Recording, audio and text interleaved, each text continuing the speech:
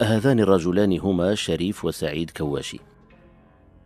في 7 كانون 2 يناير 2015 هاجما مجلة شارلي إبدو، الحصيلة 12 قتيلا. قتلا فيما بعد، لكنهما ترك وراءهما العديد من الأسئلة. حدث هذا رغم علم أكبر أجهزة المخابرات بحالتهما، الفرنسية والأمريكية على وجه الخصوص. قالا إنهما من تنظيم القاعدة في اليمن. التهديد الإرهابي في كل مكان، تكررت الهجمات وارتفعت الخسائر، كل هذا باسم قراءات معينة للإسلام تنتجها تنظيمات تعتمد قبل كل شيء على الإسلام السياسي.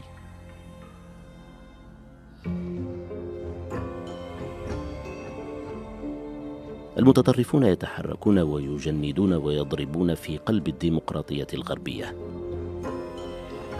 ينظمون موجات من الهجرة نحو معاقل التطرف الإسلامي كالرقة والموصل في سوريا والعراق.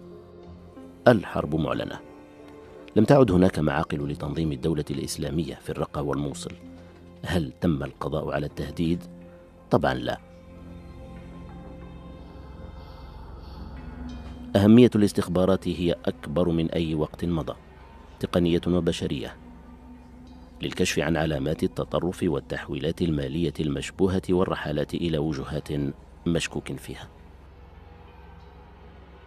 ستستمر الجماعات الإرهابية في الانتظام من جديد، وإعادة التمويل ضرورة قصوى لديها لتكوين معاقل جديدة حيث تعم الفوضى، ولم لا في اليمن مرة أخرى. في انتظار الأحداث الآتية هذه بعض الأسئلة: أين هم؟ ماذا يفعلون؟ من يتحدث إليهم؟ La radicalisation, et le président du CFCM l'a évoqué, on l'a évoqué en début de semaine, c'est pas simplement le ramener aux faits religieux. Nous aujourd'hui on le fait. Donc lorsqu'on évoque, et ce sera un peu le leitmotiv de cette conférence, la radicalisation, c'est une radicalisation à la fois religieuse et politique. Donc l'idée, au travers de cela, c'est interroger la radicalisation et donc le basculement dans l'acte terroriste en intégrant ces deux éléments, à la fois la radicalisation religieuse et à la fois la radicalisation politique. Les deux se mêlent et s'entremêlent. Voilà. Ça, c'est le premier aspect. Le deuxième aspect, c'est effectivement de dire aujourd'hui, le premier plan en France de lutte contre la radicalisation, on est en avril 2019, il date d'avril 2014. La prise de conscience, passée sous l'autorité du préfet, des spécialistes des actions terroristes aussi, entre 2000 et 2012, grosso modo, la France n'a pas pris la mesure, et c'est un élément collectif, pouvoir public et société civile, de ce qu'était le phénomène de radicalisation. Il a fallu attendre Mohamed Merah, il a fallu attendre la période 2012-2014, et surtout en 2014 pour que la France lance ce fameux plan sur la radicalisation. أنه هذا لا يمثلنا، هذا العمل الإرهابي لا يمثلنا. الدين يعني تكررت الكلمات، ولكن أعتقد يعني أنه حان الوقت الآن لأن تتحول الكلمات إلى أفعال. في الحقيقة كان من بداية حضوره هنا منذ هجمات 2015 في نوفمبر 13 نوفمبر 2015 حاولت أن نرتب. أولا نبدأ لا نعيش في فرنسا هنا، يعني لا يكفي أن نعيش في فرنسا حياة عادية، لابد أن نشارك المجتمع الفرنسي همومه، لابد أن نشارك المجتمع الفرنسي تطلعاته، وبالتالي كان من المهم جدا أن نبدأ بنشاط الذي نحن متخصصين فيه وهو النشاط الإعلامي. Alors lorsqu'on aborde la question du terrorisme et de la radicalisation, souvent on s'aperçoit que les réponses sont brutes, elles sont même brutales souvent, avec une cause et une conséquence. Or, en fait, c'est faux. Car lorsqu'on regarde les choses, on s'aperçoit que la difficulté pour lutter contre la radicalisation, le terrorisme, les situations extrêmes, La grande difficulté, c'est que les causes sont multiples. Et parce que les causes sont multiples, il n'y a pas une solution. Le terrorisme a changé de nature. Le terrorisme que j'ai eu à combattre lorsque j'étais patron de la DST était un terrorisme irrédentiste. C'est-à-dire que c'était un certain nombre de gens qui luttaient, à tort ou à raison, pour leur liberté, ou pour davantage de liberté, ou davantage de considération. Et c'est un terrorisme qui s'est beaucoup nourri, après la guerre, du conflit israélo-palestinien. On n'en a pas encore parlé, mais enfin, il faut au moins citer le mot, parce que parler de terrorisme sans parler du conflit israélo-palestinien, ça relève de la grande performance maintenant. Hein. C'est un conflit qui n'est pas résolu, qui n'a peut-être pas fini de connaître des rebondissements, mais qu'il ne faut pas oublier. En tout cas, c'était un terrorisme irrédentiste. L'invasion de l'Afghanistan par l'Union soviétique a changé la donne quand les Américains se sont mis, et là particulièrement la CIA, si vous préférez, se sont mis en tête de contrer l'Union soviétique dans ses menées expansionnistes et ont inventé en quelque sorte le terrorisme identitaire. C'est-à-dire qu'on a voulu combattre, et on veut toujours combattre, le matérialisme historique, qui a complètement disparu, évidemment, par un retour à la spiritualité. Et la spiritualité dont les Américains ont fait choix, c'est la spiritualité musulmane. À mon avis, ils gangrènent toute une religion, l'islam, qui mérite infiniment mieux que d'être rongée de l'intérieur ou menacée d'être atteinte de l'intérieur par ce qui est quand même une maladie de longue durée. Comme vous l'indiquiez, Monsieur le Ministre, la pauvreté étant la pauvreté extrême, les gens ne savent même pas s'ils vont pouvoir manger quelque chose. Au Yémen, c'était le cas déjà à l'époque, avant le début de la guerre.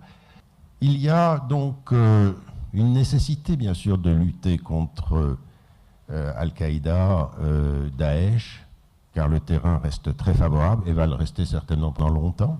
En France, comme ailleurs, il faut faire une analyse très rigoureuse des causes.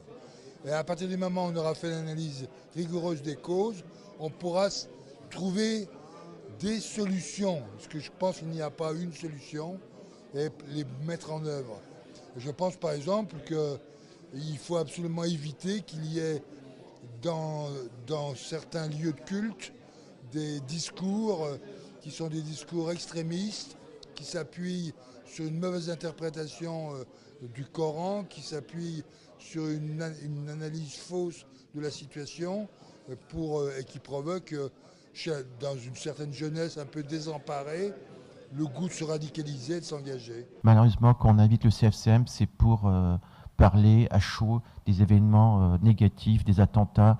Donc il n'y a aucun, je dirais, plan de communication positif, c'est juste de la réaction, donc c'est de la consommation. On est là pour remplir les temps de minutes de BFM, tout ça, parce qu'ils ont besoin de quelqu'un, c'est tout, mais rien de construction. On doit avoir une méthodologie de compréhension, comprendre quelles sont les différentes causes.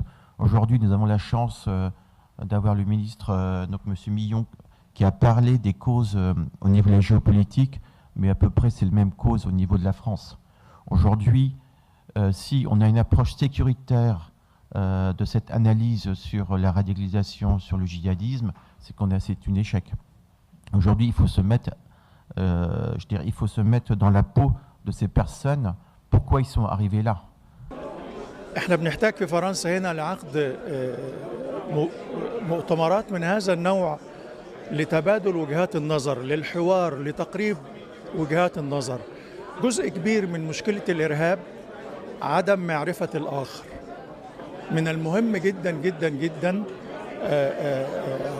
قيام الخبراء وقادة الرأي والمسؤولين في المنظمات الغير حكومية بعقد هذا النوع من المؤتمرات حتى يمكن تقديم توصيات للحكومات، حتى يمكن مساعدة الحكومات، حتى يمكن مش بس الحكومات، يعني حتى يمكن مساعدة المجتمع المدني بحد ذاته. هنا عدد العمليات الإرهابية. كم عدد العمليات الإرهابية في 2015؟ في 4 أشهر فقط، في 5 أشهر فقط كان هناك 46 عملية إرهابية في عدن، سقط خلالها 96 بين شهيد وقتيل. هذا كان في 4 أشهر. فهذا الكم الهائل من العمليات في تلك الفترة يوضح كيف أن هذه الجماعات تغذت على العنف وتغذت، يعني استطاعت أن تتوسع، عملياتها توسعت بشكل كبير. إذا شفنا الجدول اللي بعده، هذا الجدول في 2017 نلاحظ التناقص. وأنا بس علشان أذكركم، كانت في الجدول السابق كان هناك 90 عملية. في 2016 هناك 34 عملية. فمن 90 عملية نزلت العمليات إلى تقريبا النصف في سنة واحدة، بعد جهود مكافحة الإرهاب وبدء في إنشاء أجهزة أمنية جديدة ساعدت فيها قوات التحالف على مكافحة الإرهاب.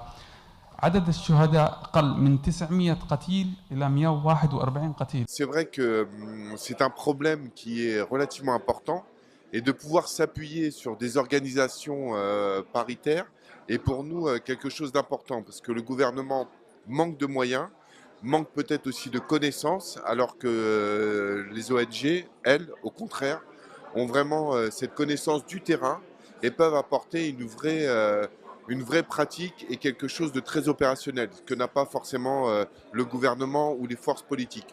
Et c'est vrai que moi, en tant que maire, de pouvoir m'appuyer sur ces partenaires, c'est quelque chose de très important, parce que ça nous permet d'accéder directement et d'avoir cette approche très pragmatique et surtout très efficace. Et je crois qu'aujourd'hui, le terme d'efficacité est quelque chose de très important. Comme disait si bien Aristote, le pire que de ne pas réussir, c'est de ne pas essayer.